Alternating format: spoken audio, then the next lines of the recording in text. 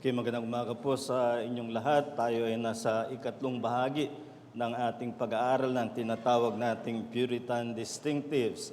Yung concept ng distinctives ay ang nagpapaliwanag paano tayo nabubukod sa iba na maaring umaangkin din ng pananampalataya. At tinitingnan natin ito mula sa pinakamalawak hanggang sa pinakaituktok like a triangle in terms of our being Christian in contrast with the heretics or unbelievers. We are Orthodox, and Orthodoxy we share with all who believe in the Trinity, the deity of Christ, yung mga pundasyong paniniwala para matawag kang Kristiyano. That does not mean that you are a truly saved person, but you are an Orthodox Christian. We share this with Catholics, even Eastern Orthodox churches, ay lahat tayo Orthodox. But not all Orthodox are evangelical. We are evangelical in our belief in salvation by grace only through Jesus Christ, not by works. So evangelicals are the ones na humahawak sa ebanghelyo para sa kaligtasan. But again, not all evangelicals are reformed. As reformed, humahawak tayo doon sa mga tinawag na solas ng Reformation, the sola scriptura, sola gratia, sola fides, solus Christus, soli Deo gloria. Lahat yun ay clusters of doctrines that make one reformed. But then, not all reformed are Puritan. May mga reformers na naging Lutherans, and Lutherans are not Puritan as far as their theology is concerned. And dito ang pinag-aaralan natin ngayon, being Puritan in terms of our version of the Christian life and practice. At maybe another time ay mapag-aaralan natin ang pinakahuli na Baptist distinctives. Not all who are Orthodox, Evangelical, Reformed, and Puritan are Baptist na may kinalaman sa how the church is governed and how the sacraments or ordinances are administered. Ang tinitingnan natin ngayon ay ang pagiging Puritans. 4 na distinctives ang tinitingnan natin sa series na ito. Natapos tayo last Sunday on the Sabbath sacredness. For them, the Lord's Day, which from the Old Testament to the New Testament was changed from the 7th day of the Jews to the first day of the week for Christians. Nakita natin na para sa kanila sagrado ang araw na yan. Ang titingnan natin ngayon ay siguro ang pinakamakontrobersya na kanilang pinanghawakan at pinagdiinan. Ito ang tinatawag na regulative principle of worship. So, in most churches today, kapag iyong obserbahan, the elements of worship are a matter of indifference. Ibig sabihin, para sa kanila, ay kahit anong gawin mo, basta gawin mo para sa Panginoon. In fact, that has become the main concern is they're not concerned whether worship is acceptable to the Lord or may be rejected by the Lord. They are not even considering the very possibility that God may reject some forms of worship. It is simply assumed that God delights in any worship rendered to Him by anyone. Para bang kung nabigay ka ng regalo sa isang tao, matuwa na siya. Binigyan siya ng regalo, wag na siya magreklamo. Parang ganun ang trato nila sa Panginoon. Isinamba na nga kita, kaya matutuwa ang Panginoon basta siya ay sinamba. But the Puritans subscribed to and practiced what is called the regulative principle of worship. Yan ang ipapaliwanag natin, and we need to ask the question very clearly, is there a right way of worship that is acceptable to God? Ang iniisip ng iba, basta sincere ka, that is enough. So we ask, is not sincerity enough? Basta lumapit ka sa Panginoon, taimtim ka na sumamba sa Kanya, kahit anong paraan pa, yan ay yan ay tatanggapin ng Panginoong Diyos. So, let us consider this first from the wrong approaches. Again, this is what we have been doing para makita natin yung distinctive, ay yung wrong approach and then the biblical presentation. Sa wrong approaches, maybe the most common is complete freedom. Para sa kanila, whatever one is happy to do sa worship, as long as masasabi niya, para ito sa Panginoon, it is for the Lord, ay tapos ng usapan. Parang sa kanila, yung for the Lord is the catch basin. Ang laking, parang malaking tagasalo ng anumang gagawin mo. Magsayaw ka, basta magsayaw ka para sa Panginoon, magdrama ka, sa worship, yan ay drama para sa Panginoon. Anything you do, as long as you can say that you are doing it for the Lord, that should be enough. Sinong kilala nyo na ganyan ang kinatwiran? It is for the Lord. Anyone? Saul, when he failed to obey the ban on the Amalekites at nang siya konfrontahin ni Samuel, anong sabi niya? This is offering for the Lord. So para sa kanya ay for the Lord is enough catch basin to handle anything you do, even if it is not obeying the Lord's command. Anong sabi sa kanya ni Samuel? Is sacrifice better than obedience? Disobedience is like witchcraft. So hindi pwede yung basta for the Lord ay isipin mong tatanggapin na. In assembly, consider that what one is happy to do may not be what everyone else is happy to do. So it is not unifying in and of itself. So even from the perspective na gusto mo corporate worship, sa corporate worship, dapat ay nagkakaisa tayo ng diwa. Pagkatapos biglang may gawin ng isa na lumalabag sa kalooban ng iba, paano yun magiging unified worship? So even from that perspective, let alone the biblical teaching, ay hindi pwede yung for the Lord, because what is for the Lord to someone may be for another, not for the Lord. Or the Lord is against it. Kaya't hindi pwede yan. Human depravity, remember, finds expression in wrong happiness. Kaya hindi pwedeng pamantayan na dito ako masaya, gagawin ko ito kasi masaya ako at para sa Panginoon naman. Remember, the human heart, according to Jeremiah, the heart is deceitful above all things and desperately wicked. So it is not because you are happy doing something that makes it right. Hindi ko mo nagugustuhan ng puso mo ay yun ang tama. Hindi pwede ang ganung pangangatwiran dahil makasalanan tayo.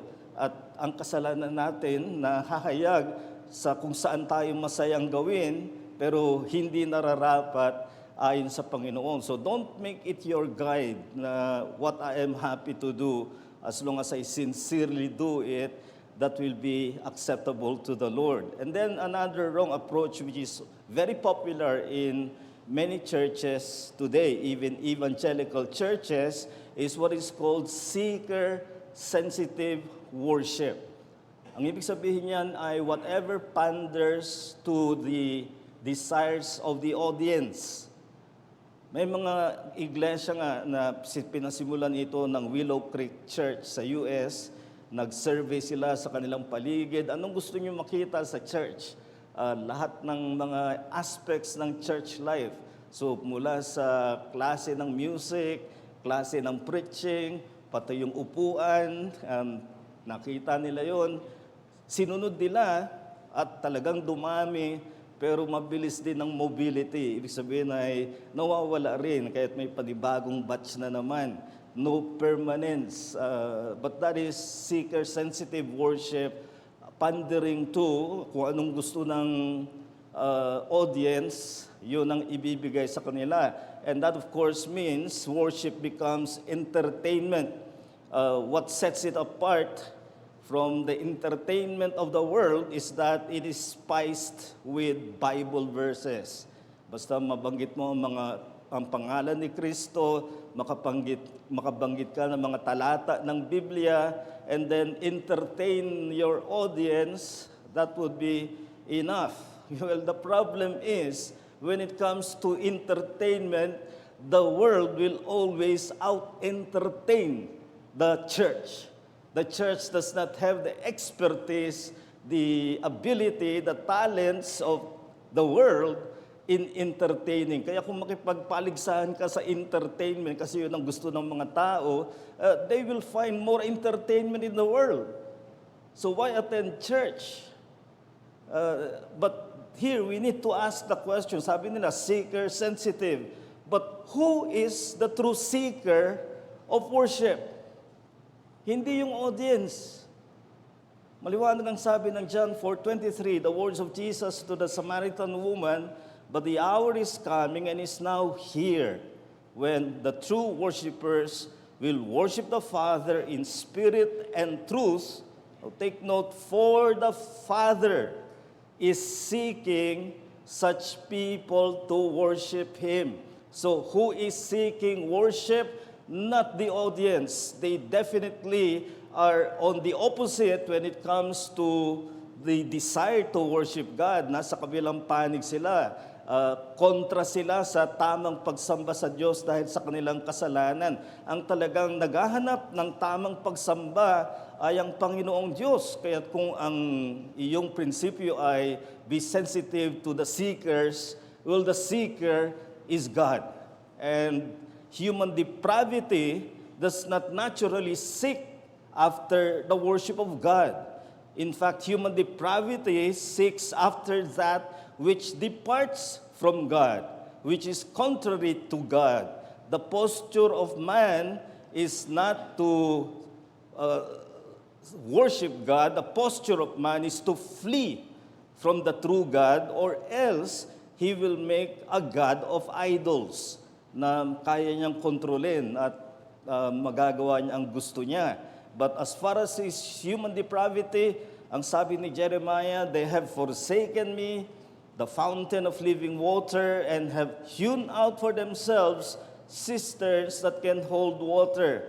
Anong sasabihin mo sa tao na andyan yung sariwang tubig na galing sa bukal, spring, tapos tinanggihan mo yon, sa halip naghukay ka sa putikan, at doon nagkaroon ng konting liquid, ay yun ang ininom mo, sasabihin mong may sira ang pag-iisip ng taong yan. Pero that is man spiritually. Here is God, the spring of living water, and yet man insists on digging out for himself cisterns that have no potable water. So then another wrong approach, and probably this is the closest one can get to a good worship, but still is wrong. And this is called the normative principle. Ito yung kabaligtaran ng regulative principle. The normative principle is saying whatever is not forbidden in Scripture may be done. So dito makikita natin at least this approach, which is the prevailing position in evangelical circles, still take the Scripture seriously. Ayaw nilang lumabag sa kasulatan. So that much we can commend of them na pinag-iisipan nila, huwag tayong gagawa ng anumang labag sa kasulatan. So hindi sila gagawa ng mga images at ng mga ibang bagay na maliwanag na iniutos ng Biblia na huwag gawin. Pero kapag tahimik ang Biblia, ibig sabihin, there is no command, but there is no prohibition. If there is no prohibition, then you are at liberty to do that which is not forbidden. So the position is adopted on the basis of silence. No command, yes, but no prohibition either. So parang akala nila, pag no prohibition, it's left to you. Ikaw bahala mag-decide. Now, totoo yan sa maraming bagay, but I will argue that not in the case of worship. Not in the case of the corporate worship of the church. So, tingnan natin ang pinagtindigan ng Puritans. Marami tayong masisitas na mga sinulat ng Puritans, but it is unarguable that the greatest literary legacy of the Puritans are the products of the Westminster Assembly na nagpulong ng ilang taon, and out of that assembly came a lot of products of publications we are familiar with, the larger catechism, the shorter catechism, but of course the most important was the Westminster Standards containing the Confession of Faith, or we call it the Westminster Confession. At dito sa Westminster Confession, may mahalaga silang statement na halos kinopya ng ibang mga Reformed Confession, including the Baptist Confession. Ito ay nasa kanilang statement about worship. Napansinin lang natin yung kanilang pinag-iba. The light of nature shows that there is a God who has lordship and sovereignty over all, is good, and does good unto all, and is therefore to be feared, loved, praised, called upon, trusted in, and served with all the heart, and with all the soul, and with all the might. So yan yung trato natin sa Diyos sa lahat ng mga bagay. Kaya nasa trabaho ka, o ikaw ay nasa eskwela, or even in matters that are neutral as far as morality is concerned, iisipin mo ang ikararangal ng Diyos. Pero pansinin niyo, the shaded portion begins with but. So iniiba niya doon sa universal action of the Christian to honor God, but the acceptable way of worshiping the true God is instituted by Himself, and so limited by His own revealed will, that He may not be worshipped according to the imaginations and devices of men, or the suggestions of Satan under any visible representation, or any other way not prescribed in the Holy Scripture. So, mahalaga makita natin yung kanilang pag-iiba dito. When we think of worship, we need to make some important distinctions. Una, distinguish personal attitude and corporate activity. Ang attitude natin lagi should be glorifying to God. Yan ang point ng 1 Corinthians 10:31, whether you eat or drink, you do all to the glory of God. So, in terms of attitude, doing everything for God's glory is vital, but that is not worship.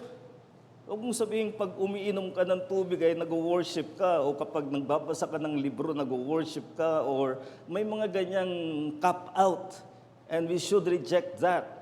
Corporate worship is obedience to definite commands of God. So iniiba yan doon sa everything we do for the glory of God. We do not dishonor God in any way, but when it comes to corporate worship, it must be prescribed by the Word of God. So reject the cop out na madalas nating marinig. Everything we do is worship of God. No. Not everything we do is worship of God. Everything we do should honor God, but not everything we do is worship of God. And when it comes to corporate worship of the church, it is, sabi ng Confession of Faith, so limited by the commands of God, what is prescribed in the Scriptures. Another important distinction let us distinguish the actual elements of worship and the changing accidents. Now, I'm using the word accident in the philosophical sense, hindi yung accident na bangga ka ng sasakyan na aksidente ka. Hindi yun ang accident. In philosophy, accident is distinguished from the essence. Ano yung essential sa worship, ano yung procedural. Halimbawa, paano maririnig yung boses ng preaching, ay kailangan mo ng sound system. Preaching is an act of worship. Hearing the word is an act of worship. The sound system is an accident of worship. At pagdating dyan, the elements of worship are those directed to God Himself. So preaching, hearing, singing praises, offering, and praying, all these things we do directly to God, that is worship. Whereas the accidents are the enabling tools para hindi mapagod yung mga tao pag sila nag-worship, nakaupo. Kailangan bang pews? Kailangan bang chairs or sofa? It doesn't matter. Those are accidents of worship, and maraming nagtatalo sa mga accidents of worship. How do we get the offering? Shall we pass around the offering bag, or as we are doing here, merong reserved boxes? That is an accident of worship. But the offering is an act of worship. Ito ang dapat nating malaman. The procedural and circumstantial are not regulative. Walang utos dyan. Pero, pagdating sa elements, what are those that we directly offer to God, that's regulative. God alone must command. And this is clear in the presentation of the Scriptures. In the Scriptures, whenever it is worship, assembly of God's people, there is this binding requirement of worship. God asks this question himself. When the people in Judah were gathering for worship, God inquired, "When you come to appear before me, who has required this from your hand?" Now, I say that is the binding inquiry of worship. Pag nagtipon ang bayan ng Diyos, ang mga tao ng Diyos para manambahan, ang iglesia ay nagsama-sama para manambahan, kinakalang may sagot ka sa tanong na ito. Sino ang nag-utos niyan sa inyo? Who required this from your hand? So whatever is done in worship, by implication means must be required by God. Now that's different from saying na whatever you do in worship must not be forbidden. Iba yung sabihin mong whatever you do in worship, God must require it. And this is what God is asking here. So what we have here is that worshiping the Lord must meet the inquiry of whose requirement. Ano man ang ginagawa sa panambahan? Who required it? Kapag merong nag-dance to the Lord dyan, you have to ask, who required it? Kung may nag-skit, nag-drama, or nag-group dynamics na hilig sa maraming churches ngayon, you have to ask, who required it? Maybe their pastor did, maybe their denomination did, but not God. And when it comes to the binding requirements of worship, we must understand that some worship modes were denied or rejected. Ano ang mga rejected worship? Basta wag nating sabihin na basta for the Lord accepted na. Hindi. I'll give you some verses. I did not bother to write the whole thing, but I will just tell you what these verses are saying. Sa Leviticus 10 is the inaugural worship of the tabernacle. So imagine how important this was. Inaugural, first time the tabernacle after being built, there was going to be worship, and no less than the sons of Aaron were to preside in worship, and Nadab and Abihu, however, did something offering fire that the Lord did not require. At yun ang sinabi, I did not command it. What happened to Nadab and Abihu? The Lord sent a judging fire to consume them. So ang dahilan na the worship is denied is not that the people were unqualified, they were priests. And they were in the Aaronic generation, direct sons of Aaron, but they were slain by the Lord because they did something God did not command. Then in 2 Chronicles 13, you have a war between Judah and Israel, which now is in the northern kingdom, between King Abijah of Judah and King Jeroboam of Samaria, capital of the northern kingdom. At sa kanilang confrontation, sinabi ni Abijah na we have maintained the charge of the Lord. Remember, the kingdom of Jeroboam, sa takot niya na pag pumupunta sa Jerusalem, ang kanyang mga tao ay baka mahulog yung loob nila sa southern kingdom, gumawa siya ng sarili niyang shrine. Gumawa siya ng sarili niyang priesthood instead of that which God has commanded. And for that reason, Abijah confronted him that it is they who have kept the charge of the Lord. So hindi pwedeng sabihin lang na, basta ito ay para sa Panginoon. If you do not do that which God has commanded, then God rejects it. Here in 2 verses of Jeremiah, 7:31 and 19:4 and 5, ay both about the worship of Baal. Baal, of course, was one of the Canaanite gods who became a great attraction to Israel and Judah to worship.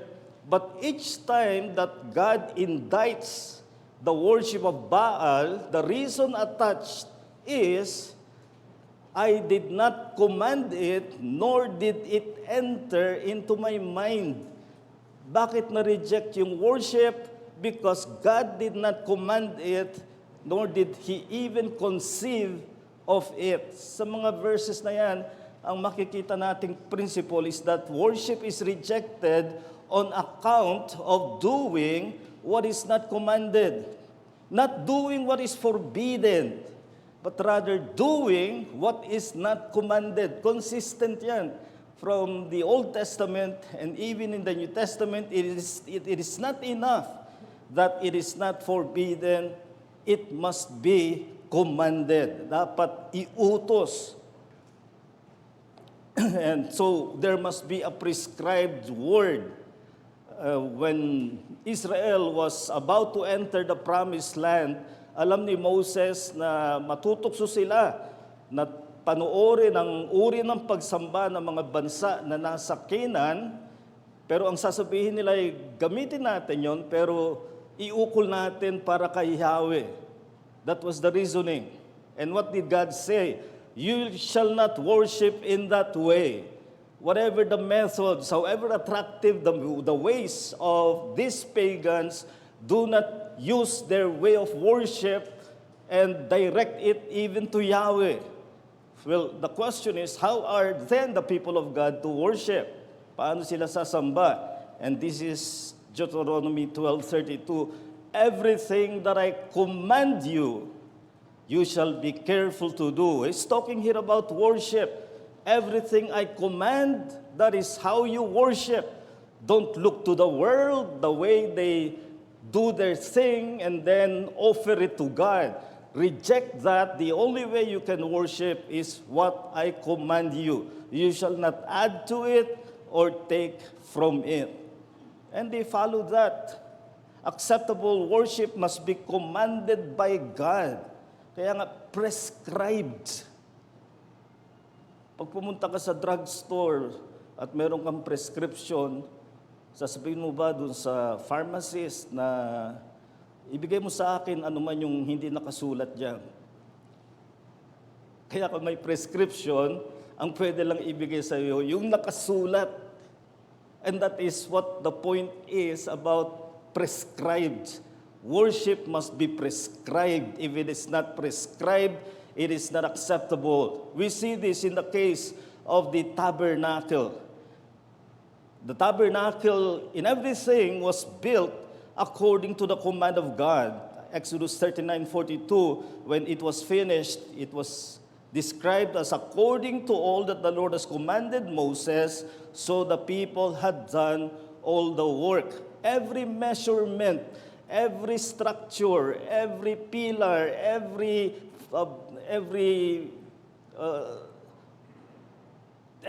every color, every fabric was commanded by God. Now imagine someone, habang tinatayo yung tabernacle, sabi niya, according to my aesthetic sense, mas maganda kung pagsamahin natin ang ganitong mga kulay. O isang magaling sa architecture na sinabing, hindi, mas magandang ganito ang structure. And that would have been rejected by God. Just think of this. At that time, the tabernacle may not match the 7 wonders of the ancient world.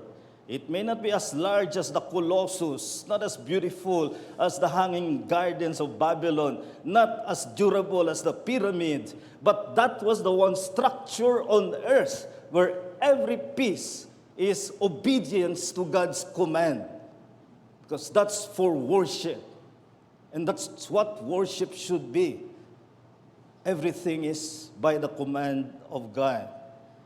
So it must be by a prescribed word. And for the church, of course, we do not follow the commands that pertain to Israel in the Old Testament. Wala tayong animal sacrifices, etc. But for the church, that means the New Testament. We use the New Testament commands for how the church is to worship. This is how Jesus indicted the worship of the Pharisees. In vain do they worship me, teaching as doctrines the commandments of men. You leave the commandment of God and hold the tradition of men. So ang pinag-iba niya sa rejected worship and accepted worship is that accepted worship is that which is based on the commandment of God, and no matter how good the tradition is, if it is not commandment of God, it is rejected as worship. So worship is not ornate or entertaining. In the New Testament, it is simple and centered on the preached word. That is because in the preached word, God is speaking. God speaking through His man who is faithful in delivering the message of the written word. That's why that should be the climax, the centerpiece of every worship gathering of the church is the preaching of the word. Anything that diminishes that, anything that puts that on the side way is wrong. It should be climactic. People are being prepared by every stage of worship is being prepared for the hearing of God's word. Now, let's listen to their objection.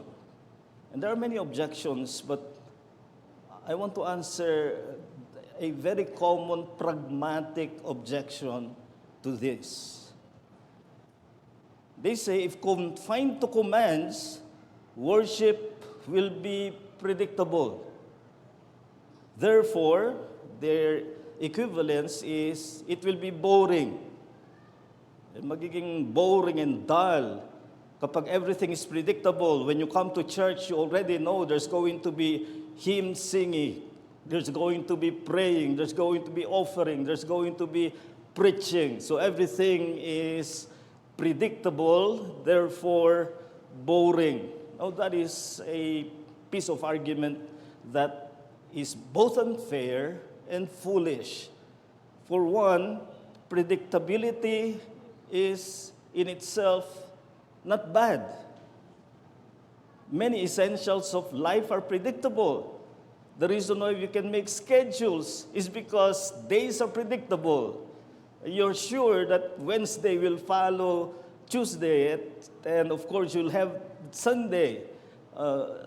And many things that you do, you can practically anticipate because of predictability. So we don't condemn predictability in and of itself. But I want to answer that objection by reversing it. I want to say that the genius of the regulative principle of worship is that it is intended to be boring and barren unless God gives it life, unless God is present. Diyan makikita ang kaibahan. In normative worship, they make sure people are thrilled and they go home excited and they all say with one voice what blessing that was. And what they mean by the blessing is the music, the special number, the dance numbers, and all the group dynamics. But they go home unfed from the Word of God. And the preacher may be a hotshot preacher with all the comedies he has in his stock. And people are laughing to death because of that, but they are unfed by the Word. The preacher has not been faithful to the Word of God, and people are happy going home. But in the regulative principle, if God isn't there, you know He isn't. In the normative principle, they go home deceived into thinking they had had dealings with God, though without the Word. In the regulative principle, you know God isn't there because it is without life. It is barren. Well, what does that mean? It does not mean that you then go seeking for the best drummer in town.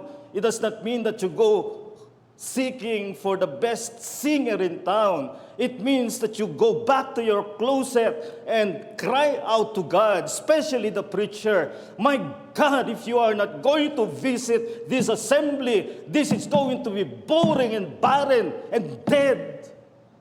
God alone will give it life, and I will not depend on any human devices to give it life. If God is not going to be present, I'd rather die a failure and a flop. But I will not introduce into worship what God has not commanded. And that's the reason why there is so much barrenness, is lack of confidence in God, the presence of God. And to the charge of predictability, I answer the one unpredictable in worship is God. You cannot limit God. You do not know what God is going to do.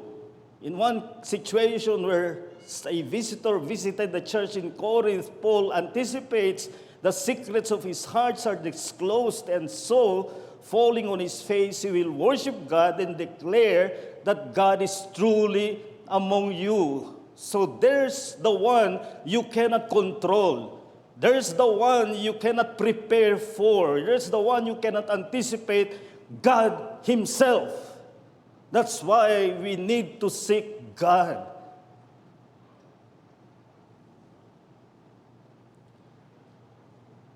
Sunday school pa lang nga pala tayo. If there's a subject that you can get me carried away, this is it. But kalma. So, just concluding thoughts. Significance of the regulative principle is the priority of God's commands over human desire. That's the one time when you set aside whatever you desire so that God's command will prevail. And remember again the rebuke of Jesus. You leave the commandment of God and hold to the tradition of men. For tradition, replace desire. You reject the commandment of God because you have a different desire. You have to let that go and let the command prevail. Then it reminds us of the centrality of the Word of God in corporate worship. In corporate worship, the central thing, as I have said, is preaching. And therefore, for the people of God, the most important thing they have to prepare to do is hearing. And do not believe these people who say that hearing is passive. No, when you begin to hear the word, that's when the devil is most active. He may give you some excitement while you're singing, or even be generous while offering, But when you begin to hear the word, that's when Satan is going to be at his most active, robbing you of the effectiveness of the word. That's why you need to hear. You need to understand. And it behooves the preacher to make himself understandable. And there is the totality of dependence on God's presence. God's presence is promised to the church that is faithful. It is called the temple of God, in which the Holy Spirit inhabits. What a promise that is. That's why every time there is a corporate worship, expect God to do something. Pray to God to do something. Not carnal liveliness, but the presence of the Holy Spirit. I conclude with Hebrews 12:28. Therefore, let us be grateful for receiving a kingdom that cannot be shaken, and thus let us offer to God acceptable worship with reverence and awe. You see, the main concern in response to what God is doing is acceptable worship. So my final challenge in the gathered worship of the church, seek God above all. If you're here to be friendly with brethren, not bad, but that will fall short of the blessing that awaits one who comes to worship, to seek God Himself. Now, any question or objections, challenge? Bianca. Sir Mars.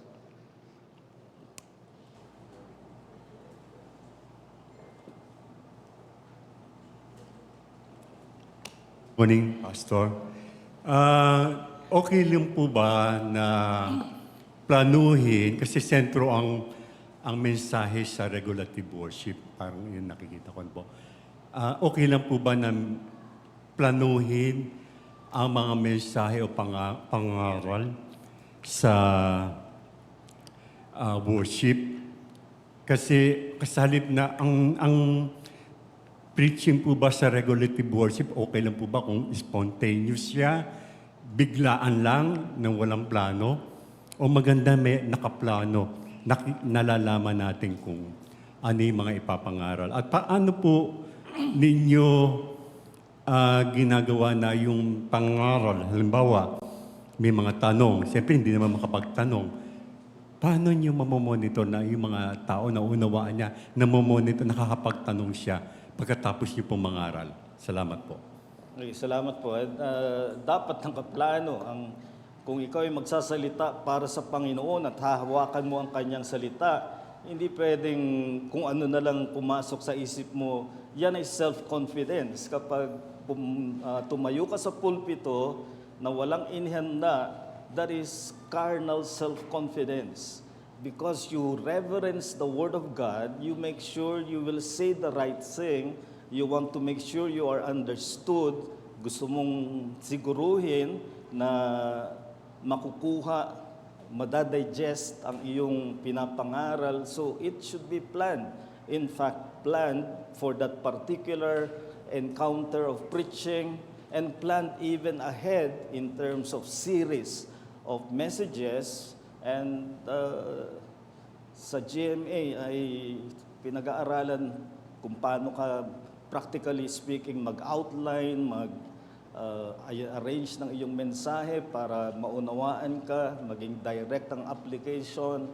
Lahat yan ay masusing pinag-aaralan because we believe we must do our best for God and His Word. Bianca?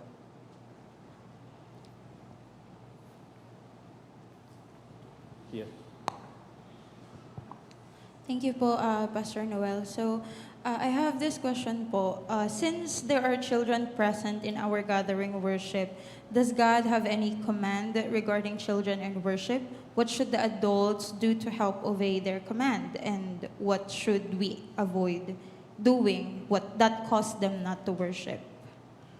Well, pagdating sa mga bata, syempre, you will adjust how children are trained to behave in worship. Sa mga batang-bata pa, syempre, they cannot understand what's going on. And the training you need to undertake sa bagong parents ay train the child to be still.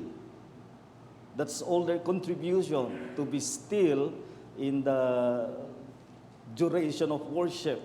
And as they grow, you may begin to ask them to take notes. Sometimes you'll have to laugh at the notes they are taking, kung ano na lang narinig nila, but at least they are being trained. Huwag mong gawing ang worship service ay panahon para maglaro ang bata ng cellphone o mag-coloring book o iba pang mga gawain na parang ang gusto mo huwag mo ko istorbohin, huwag mo istorbohin ang kongregasyon. You are part of the congregation, but it will grow along the age of the child kung ano na ang pwede niyang gawin. Starting with trained to be still, trained to listen, until you are able to reason with him. Anong narinig mo, so parents are mostly responsible for that. At wag na wag yung gamitin, magagalit sa'yo si pastor. Kaya yung bata ay lalaking takot sa pastor, wag natin gawin yun. Joy.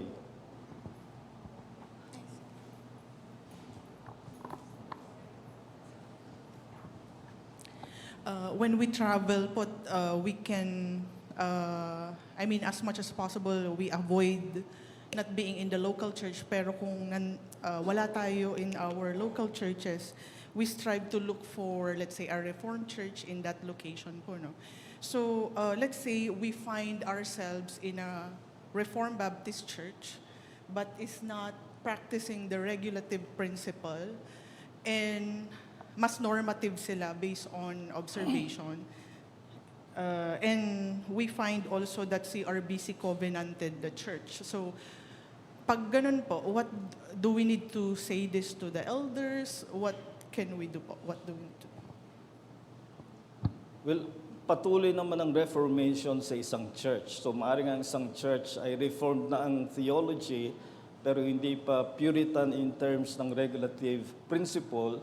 Hindi ibig sabihin na iiwanan mo na ang church, kundi you try to influence by giving books to the leaders. Of course, you don't sow dissension among the members, but try to influence the leaders tungkol sa regulative principle.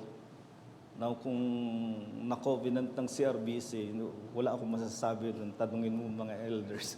Wala akong alam yun. Sige. Meron din, may mic na siya. Thank you, Pastor Noel. So, my question po is, syempre, there are some of us here po na have relatives, friends, who let us attend their evangelical churches sometimes. And to be fair, many of those churches naman po have correct doctrines and even Reformed theology, even if they don't call it that. Pero they adhere to the normative principle pa rin po. Like I say, they have dance numbers, they let newcomers take the Lord's Supper, etc. without verifying if they're a true Christian or not. So, ang tanong ko po, how can we be charitable enough sa brethren na uma-attend sa mga churches na yon who are our friends without compromising or violating our conscience? Thank you. No, again, yung mga ganong churches nga ay they are on the way to reformation. Hopefully, kung humble sila makinig sa scripture, sa historical corroboration, they should be on the way to reformation. Pag sinabi nating normative principle, hindi natin sinasabing the whole worship is rejected. But rather, those activities God did not command, that's waste. That's rejected. Only what God has commanded. Halimbawa, may good preaching, pero may iba pang mga special na, etc. Then those that the God did not command will be rejected. But the one God commands, like good preaching, will be accepted. So kaya hindi ibig sabihin na may ganun sa church ay wholesale rejected, kundi only what God did not command. Follow up? Pwede pong mag-follow, sorry po. So, paano po dapat yung attitude natin towards them? Should we just state our convictions and kung saan nagdi-disagree, just be silent? State your convictions gently and respectfully and try to influence the leaders. Huwag kang mag-sow ng dissension sa members. Influence the leaders. And there are many good books and maybe share links na makakatulong sa kanila. Brother Joel. At dalawa yung tanong ko. Yung una, we know that yung one of the obvious result of the Reformation is the change in worship. Yun yung una. Pero why does it have to come to the Puritans to be able to verbalize yung regulative principle? Can we say that this is because of the continuation of Reformation?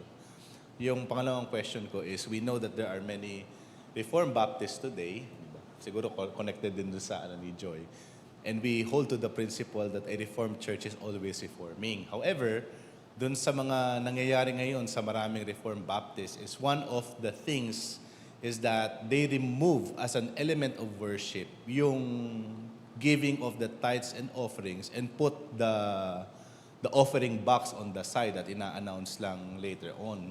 And then they add into their worship yung mga reading ng mga creeds and confession. So what should be our attitude doon sa ganong klase na mga quote-unquote reformation changes that some are pushing? Well, starting with the Reformation, ang Reformation kasi nag-branch out into 3 directions.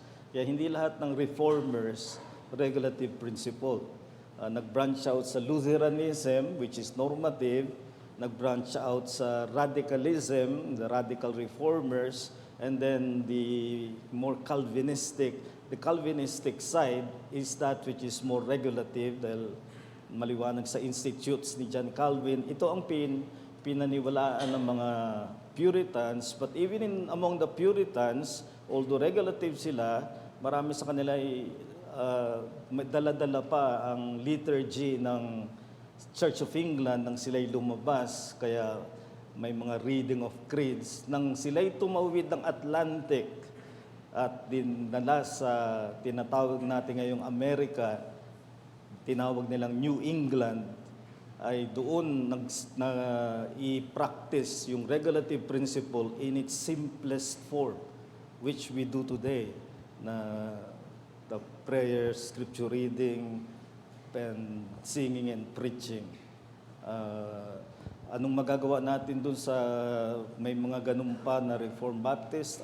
Like I've been saying, continuing reforms. At pag sinabi mong reform, hindi yan mangyayari na pagkasabi mo ay gagawin na. You need to have patience and good materials to convince them. Jerome. Quick question lang, Pastor.